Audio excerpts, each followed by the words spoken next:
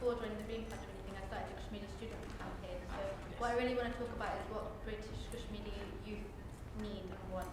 And from a youth campaign perspective, what we've been focusing on is raising awareness about human rights abuses there, but also the development of the community here in the UK.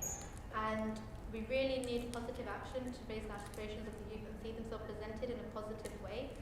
And it's important that we have more quality access to education. So most the areas that Kashmiris are heavily populated, the education services there tend to be very, very low, well below average.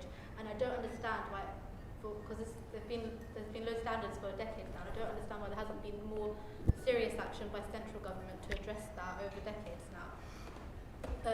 And we can see in places like Bradford, where I don't know if it's in your actual constituency, but there were youth services cuts recently, and then the young people there campaigned against that though and reversed a lot of those cuts are imposed. So it shows that young Kashmiris, they are politically engaged.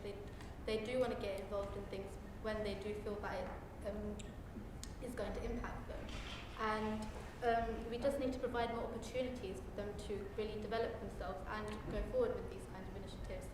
And of course with that is the representation of themselves, so they need to have themselves presented in a positive way. And recently in the documentary by Trevor Phillips, where he just smeared the British Mipri, the males particularly, and just produced old stereotypes about them. And I found it really confusing why a documentary is taking up this term Mipri now. Like, since when is Mipri its own country?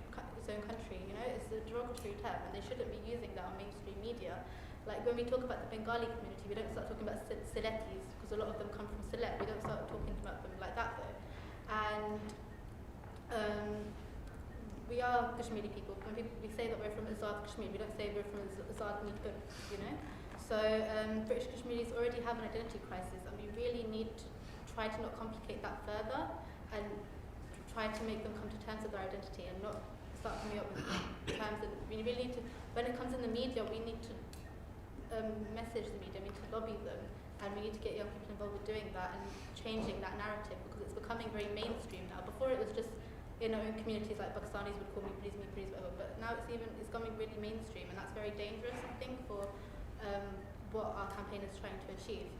And so the main things that I see from a youth perspective here in the UK is the main thing we need to focus on is education of our youth and raising the standards in areas where there are high Kashmiri population, and also investing in youth services and changing the narrative about our community and the way that we're presented in the media. Thank you very much.